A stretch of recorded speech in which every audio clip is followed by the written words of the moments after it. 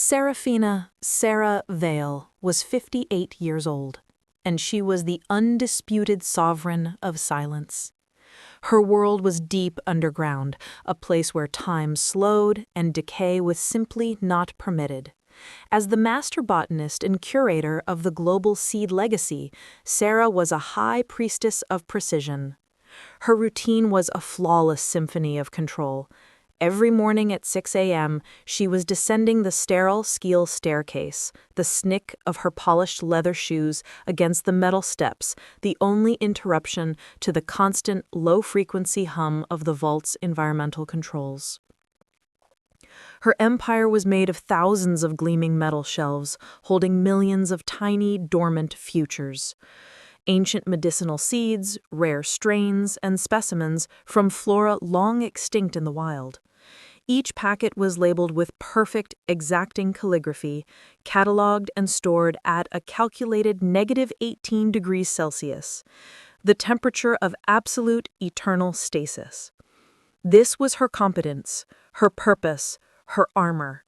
She had mastered the art of keeping life waiting, perfectly suspended, never allowed to risk the wild, messy dizziness of growth.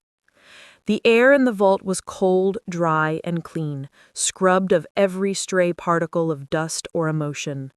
You could hear the faint, high-pitched whine of the dehumidifiers pulling out every last drop of moisture from the atmosphere. You could hear the almost imperceptible click as the automated recording system logged the temperature of every quadrant. But the loudest sound, the sound that truly defined her life, was the deafening ticking of the genetic clock, the relentless passage of time which she alone guarded against but could not escape. This sterile environment, ironically designed to protect all life, was her emotional prison.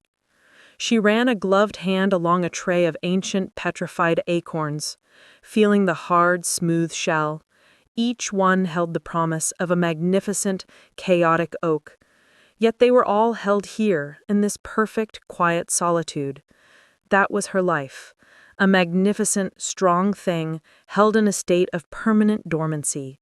She saw herself as one of her seeds, perfectly preserved, vital, but utterly incapable of spontaneous, unpredictable warmth.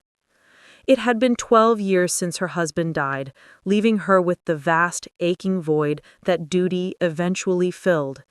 It had been 30 years since she had first traded the impulsive, messy hunger of youth for the cold, clear light of scientific discipline.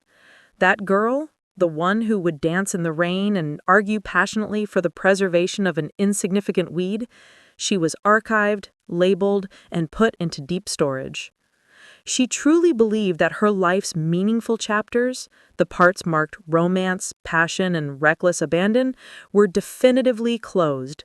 She was 58, a master curator, a grandmother to 3 children she loved dutifully but distantly.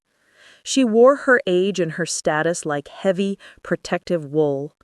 She saw herself only through the lens of duty and propriety, a venerable figure whose life was dedicated to preserving the future, never participating in it. Her future was simply the endless maintenance of the vault, the perfect execution of her routine. Anything else felt like a dangerous, unacceptable risk to the stability of the entire system. She walked past the section of the vault dedicated to the blackwood forest boundary species, plants known for their resilience, their ability to spring back from fire and famine. These seeds, potent with chaotic, untamed vitality, were stored in the deepest, most secure drawer. They represented the wildness she had spent her life suppressing. She touched the cool metal drawer, a faint, almost painful yearning stirring deep inside her, a desire for the messy, terrifying volatility of untamed growth. She quickly shook it off. That was weakness. That was a threat to the perfect order. She turned back to the main console, the gentle hum of the machinery filling the vacuum of the vault. She needed the certainty of her instruments, the absolute truth of her data logs. She was safe here, wrapped in the cold, clean dignity of her purpose. She was successful, respected, and untouchable. but sometimes on the coldest, quietest mornings, when the only light was the antiseptic glow of the laboratory lamps, she wondered what it would feel like to be warmed not by the friction of work, but by something utterly alive. What would happen if one of these seeds was accidentally allowed to germinate, to break its shell, to risk everything for the sun? The thought was terrifying, destabilizing. And yet, settle in with Seraphina, friends. Let me know in the comments if you've ever felt the quiet weight of expectation crush the spirit out of you. If you enjoy stories about women who find the courage to germinate late in life, be sure to subscribe to Uncut Confessions. Now let's wait for the quiet to be broken. The man who entered was Rhys Kallen. He wasn't one of the Institute's pale, precise scientists. He was the head of an elite private security integration firm called in for a deep system audit after a remote vulnerability was detected. He was a force of disruption, a man who moved with the contained, coiled power of someone used to operating in hostile, unpredictable environments. Rhys Kallen was in his early 40s, a man carved from mountain granite and rough weather. He wore a heavy-duty thermal jacket and sturdy boots, and his presence instantly filled the antiseptic chamber, pushing back against the carefully maintained chill. He was tall, broad, and deeply grounded, carrying the scent of ozone, clean cold air, and something faintly musky like worn leather and earth, a smell that was dangerously organic in Sera's realm of synthetic preservation. His hair was dark and tousled, and his eyes, a startling, clear green-gray, held the same unblinking intensity as a predator assessing terrain. His arrival was a visual shock. Against the polished chrome and white sterility of the vault, he was a vibrant, unsettling splash of life. He didn't offer a polite hand or a formal greeting. He stood still for a long moment, his gaze sweeping over the racks of dormant seeds, over the temperature consoles, and finally settling on Seraphina. He treated her not as an esteemed colleague, but as a crucial, complex piece of hardware he needed to understand. Master Vale. His voice was a deep, low thunder, a perfect counterpoint to the high, anxious whine of the dehumidifiers. The remote diagnostics show ancient physical infrastructure running new-era quantum encryption. It's a conflict. You're running a fortress, but the front door is wide open. Sera stiffened, retreating instantly into the fortress of her professionalism. The system is triple redundant, Mr. Kallen. My design has never failed. Redundancy is only as strong as the oldest link, ma'am, he countered, stepping closer, closing the distance she instinctively wanted to keep. I'm here because I specialize in systems designed to withstand absolute decay, the kind of decay time and human malice inflict. We need to upgrade your physical defense system, and frankly, I need to know why you chose this specific concrete blend for the tertiary containment layer.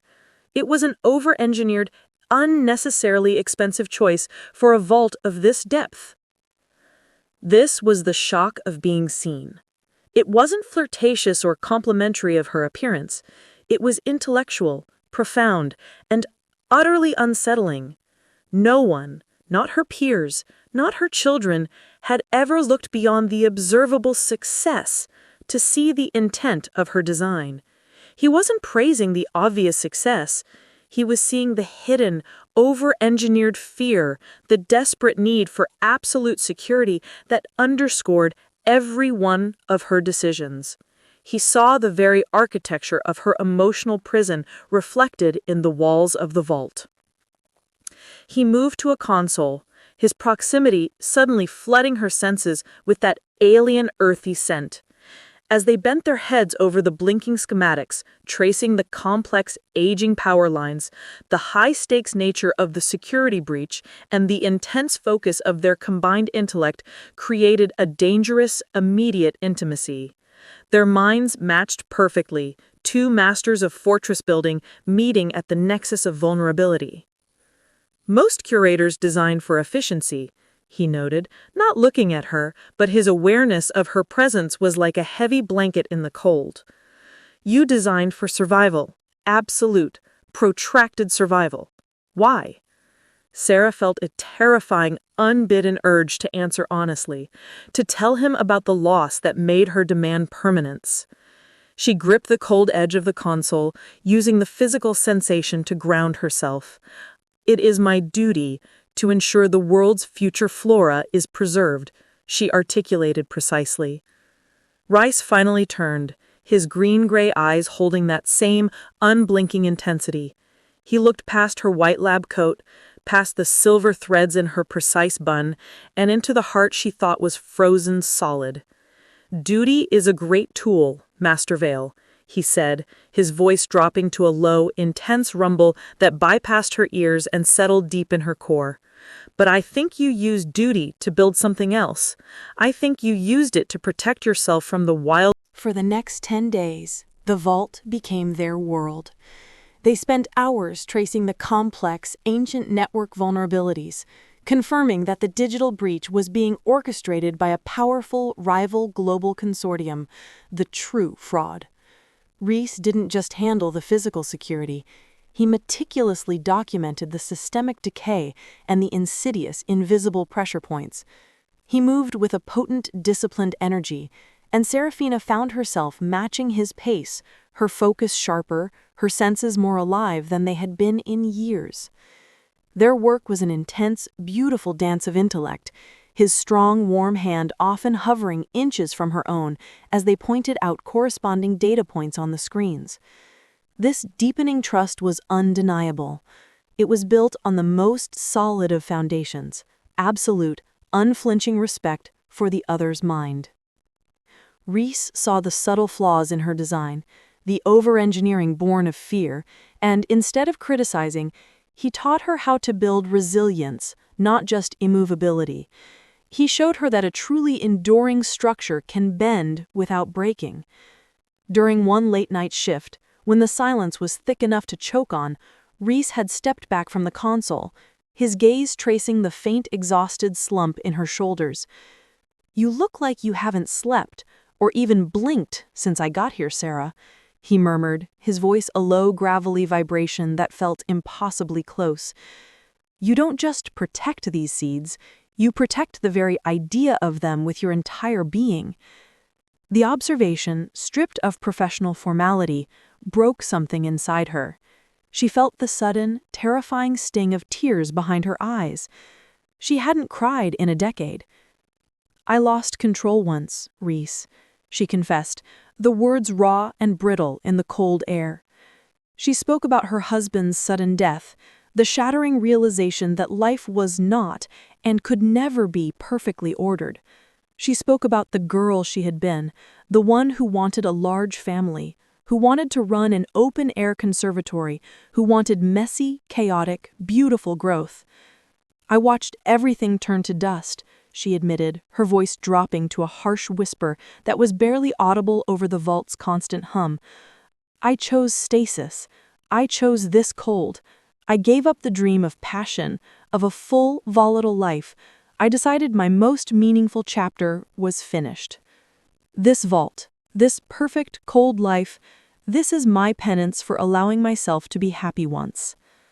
That was the confession of loss, the quiet grief of 20 years, finally articulated to a man who understood fortresses and the fear they represent. Rhys listened, his green-gray eyes steady, absorbing her pain without pity or judgment. He didn't rush to comfort her with a touch. He offered the only thing she truly needed, structural truth. "That's a powerful design, Sera," he said, stepping closer until the physical heat radiating from him became a dangerous, irresistible magnet. "But it's based on a faulty premise. You think passion is only for the young, chaotic life that ends in dust. You think love is a single chapter, and once it's over, the book is closed." He paused, letting the silence expand around them, thick with the weight of her conviction. "But what if the next chapter is simply built on stronger materials? What if the life you have now, the wisdom you possess, the hard-won resilience. What if that doesn't disqualify you from love? What if it qualifies you? It was the direct challenge. He leaned him, his voice a rough whisper. What if there could be different loves, Sera? Not an imitation of the youthful frenzy you lost, but a distinct, enduring connection. One built on two people who already know exactly who they are and what they can withstand. He wasn't denying their age difference. He was affirming that her experience was the very source of her beauty and power. He pushed directly against the self-imposed age boundary that was the core of her emotional cage. The tension became almost physical, a palpable force pushing them together. Seraphina's logic centers screamed warnings. This was the precise volatility she had sought to avoid. But her body, her soul, recognized the absolute truth in his words. Then the outside world, the external disruption finally punched through the vault's thick walls. Rhys's encrypted phone buzzed, and he frowned, pulling up a brief, tense message. It wasn't the consortium. It was a terse email from her son Daniel, who managed the Institute's endowment fund. The subject line was clipped, "Unwise collaboration." The message, short and cutting, said simply, "Mother, your public presence with the young security consultant is becoming a liability. The board is watching. We need discretion, not a spectacle. Think of your legacy." The message hit Seraphina like a physical blow. The shame, the guilt, the sudden, nauseating realization that their professional intensity was now being viewed through the filthy lens of gossip and speculation instantly chilled her fire. Her duty, her carefully polished image, the very foundation of her decades of work, it was all threatened. She pulled back from Rhys, the warmth leaving her instantly, replaced by the crushing weight of propriety. Her eyes, moments ago bright with a terrifying new awareness, clouded over with fear. "That's enough, Mr. Kallen," she said, reverting to the frigid formality that had defined her for years. Her voice was pure steel again, a door slamming shut. "You need to finish the audit tonight, then you need to leave. The vault is secure." She turned abruptly and walked away, the quick, deliberate rhythm of her shoes announcing the immediate, brutal cessation of their connection. The battle was real now, the wild, vital truth Rhys offered against the crushing, respectable reality of her carefully preserved life, and for the moment, the fortress was winning. Rhys didn't follow immediately. He simply stayed where he was, a silent, powerful anchor, allowing the cold, hard logic of her retreat to wash over her. But the tension hadn't dissipated, it had simply pressurized, contained within the vault's sealed environment, becoming overwhelming. The true breaking point came not from a schedule clash or a board meeting, but from the systems themselves. A critical sensor malfunctioned, causing a sudden, localized temperature spike in the primary vault sector, the area containing the ancient, chaotic Blackwood seeds, the ones representing pure, untamed vitality. The emergency protocol sealed the sector immediately, trapping the two of them inside the sterile metal chamber, miles beneath the surface. This was the confined space, and the forced intimacy was unbearable. The warning lights pulsed red, bathing the chamber in an alarming, bloody glow. The air was thick with ozone, and the subtle, almost panicked scent of potential thaw. They had to work together urgently to reroute the liquid nitrogen flow before the temperature spike ruined decades of preservation. They moved with the practiced precision of highly skilled professionals, but the frantic urgency only served to heighten the primal awareness of the other. Their bodies were in constant, unavoidable proximity, bending over the floor panels, reaching for the same valve, their arms brushing, their breathing sinking in the desperate thin air. Rhys's warmth was a shocking contrast to the extreme cold of the chamber, a raw, undeniable fire in her sterile world. Every accidental touch, every shared glance confirming a procedure felt less like professional teamwork and more like a desperate, shared struggle for survival that had nothing to do with the seeds. They fixed it. The temperature stabilized, the red lights flickered back to green, and the sealing mechanism slowly disengaged. The crisis was averted, but the intense shared physical ordeal had stripped away the last veneer of professional distance.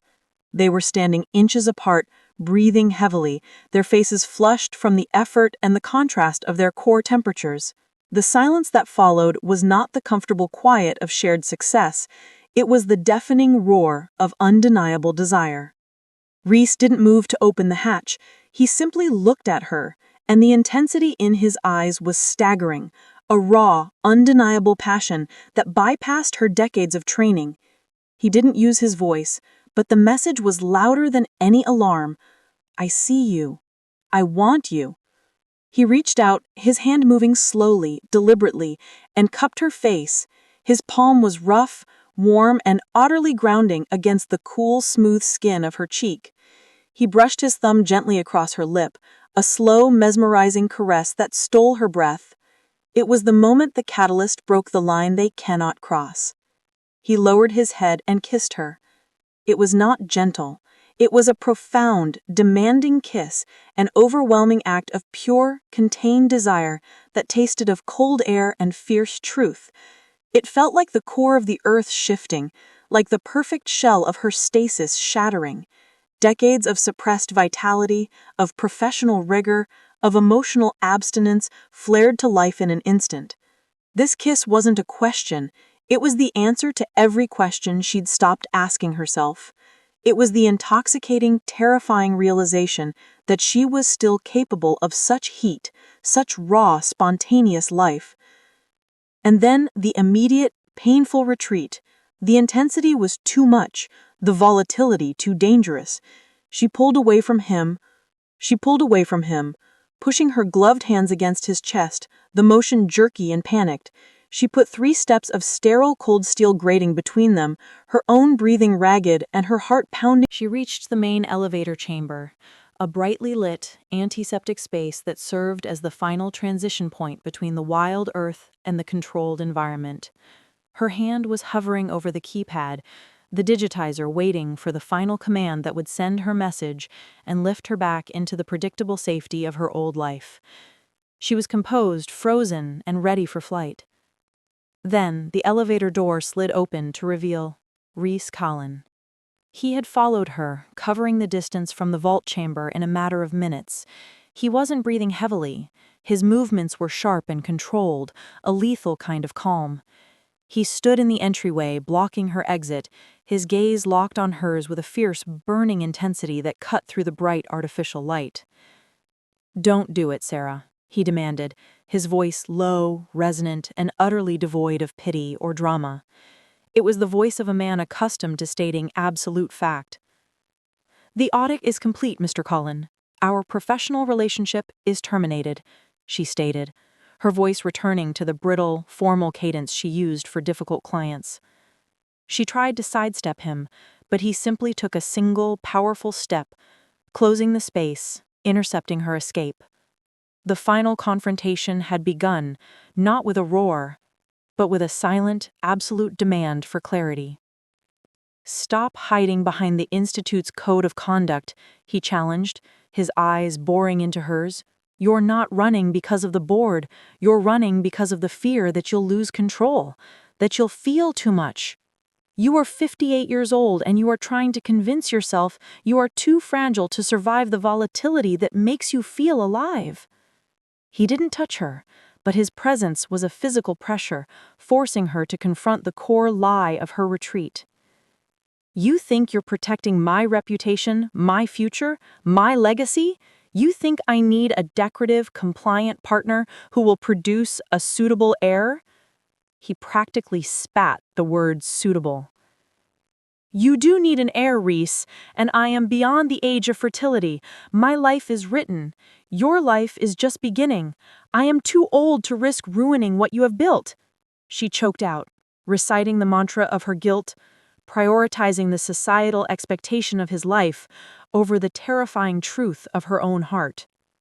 He took another step, now standing close enough that she could feel the heat radiating from his large frame, close enough that she had to tilt her head back to meet his unflinching gaze.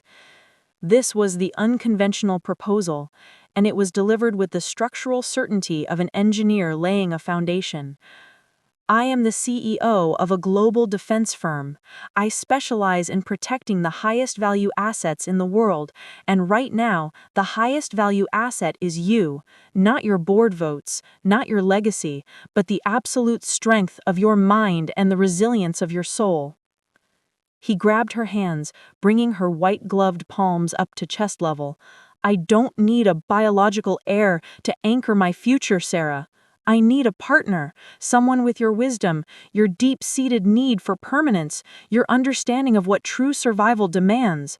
I need the woman who designed a vault to withstand 20 years of geological shift. I need the woman who finally chose to kiss me back in that frozen room. I need the truth of you. His voice dropped to a low, intense rumble, raw with a feeling that stripped away all doubt. My love for you is not a caprice, not a young man's folly. It is a foundational requirement for my life. Without the certainty of your mind and the heat of your presence, I am working with a weak structure. You are the only person who sees the decay and the potential in the world with the same clarity I do. Not a title. Sera, you are the architecture of my existence. His absolute sincerity, the utter refusal to accept her excuses, shattered her defenses. It was an act of profound, protective love delivered as a demand. The wall she had spent decades perfecting, the wall of duty, age, and propriety, crumbled into dust. She no longer had the strength or the desire to maintain the lie. The surrender was immediate, total, and utterly raw. Tears, the kind she hadn't allowed since her grief began, finally tracked paths down her cheeks, melting the Arctic composure she'd maintained. "Yes, God help me," she whispered, the words choked with relief and terror, utterly stripped of her control. "I do love you." This admission was her true act of self-acceptance and reclamation. She was taking back the messy, volatile, passionate self she had archived 20 years ago, validating her own desire, claiming her own right to a future. Rhys smiled then, a small, fierce, victorious curve of his lips that contained the promise of chaos and sanctuary. "Good," he murmured, his thumb brushing away her tears, "because we're going public." The scene shifted dramatically. Seraphina was whisked away, not back to the city, but to the Chrysalis Institute's annual gala, an opulent, high-stakes affair attended by the board members, global investors, and every major rival, including the consortium they had just exposed. It was the ultimate, necessary public sphere. She arrived on Rhys's arm, not in her sterile lab coat, but in a striking, deep emerald dress that subtly highlighted the formidable beauty she had kept hidden. The moment they entered the ballroom, a wave of stunned silence washed over the room, the sound of polite, institutional chatter dying instantly. Every eye, including the furious, tight gaze of her son, Daniel, was on them. Rhys led her directly to the center of the hall, near the Institute's large ceremonial display of the prized Blackwood forest seeds, the symbol of resilience and rebirth. He didn't wait for a toast or a cue. He tapped a glass with a spoon, and the ensuing quiet was deafening. The public vow was absolute. "Ladies and gentlemen," Rhys announced, his voice carrying easily across the cavernous room, clear and utterly without apology. "You are all aware of the security breach we have recently mitigated. You are also aware of the tireless, peerless work of Master Seraphina Vale. She is the structural genius who has preserved your future for 20 years. He looked directly at her, his green-gray eyes burning with utter devotion. He took a small, simple ring, not a diamond, but a heavy band of dark, carbonized steel from his pocket, kneeling with a potent, unhurried grace before every shocked witness. "Seraphina Vale," he declared, his voice ringing with absolute, irreversible commitment, defying convention and sealing their partnership before the eyes of the world. "Seraphina Vale, I am asking you to stop preserving life in stasis and start living it with me. Be my partner, be my strength, be my wife. I promise you nothing but honest volatility and absolute sanctuary."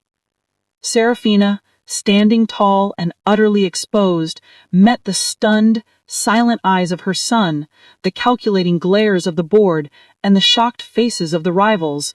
But all she saw was Rhys. She extended her hand, her movements steady and sure. Yes, she affirmed, the word powerful, resonant, and entirely her own. The resulting wave of sound, gasp, applause, and furious whispers was irrelevant. She was awake, and the world was just going to have to adjust to the powerful, unconventional reality of their love. The structure of her life, once rigid and cold, was finally built on two strong, united foundations. Part 6. It was 9 months later, not long enough for society to truly forget the scandal, but just long enough for their new reality to solidify into a formidable, undeniable truth. The global seed legacy didn't just survive, it flourished. Rhys, now officially the Chief Security Integrator and Sera's husband, had not only sealed the digital vulnerabilities, but had used his deep Earth expertise to redesign the Vault's infrastructure, making it stronger, more resilient, and less dependent on fragile ancient wiring. Their life together was the very definition of the new normal, a relentless, dynamic partnership woven into the fabric of their professional lives. Sera spent her mornings on the operational side of the Vault, still the Master Curator, her precision sharper than ever, but now complemented by Rhys's intuitive protective watch. Her evenings were spent not in solitary analysis, but in the warmth of their large renovated home on the Institute's grounds. A home Rhys insisted on filling with natural light, wood, and the chaotic beauty of live, growing plants. The Institute had become a powerhouse, financially and structurally untouchable, precisely because of their complementary strengths. Sera provided the vision, the wisdom, the commitment to long-term preservation. Rhys brought the fierce, immediate practicality, the willingness to break protocol when necessary, and the utterly magnetic confidence that made others fall in line. Castella, or in this case, the Chrysalis Institute, was flourishing, transformed from a cold fortress of fear into a dynamic hub of purposeful action. The acceptance wasn't instantaneous, of course. Society still gossiped, but their union had become less a spectacle and more an inevitable force. When the whispers didn't break them, the world just simply grew bored. The final and most crucial layer of acceptance came from within. It came from her son, Daniel,